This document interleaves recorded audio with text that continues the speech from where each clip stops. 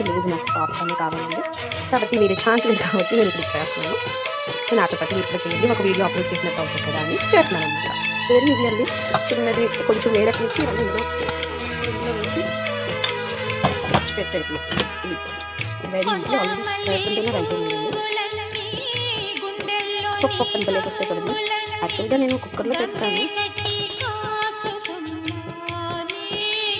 Very easy చూడండి. బయట వచ్చేసి ఇంకా అనుకున్నది చూడండి. కప్పని సో అయిపోయినట్టే.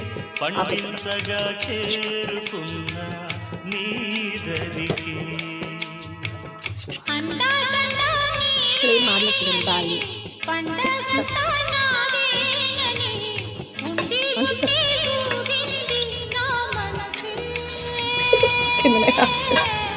కొండపల్లి బొమ్మాయిక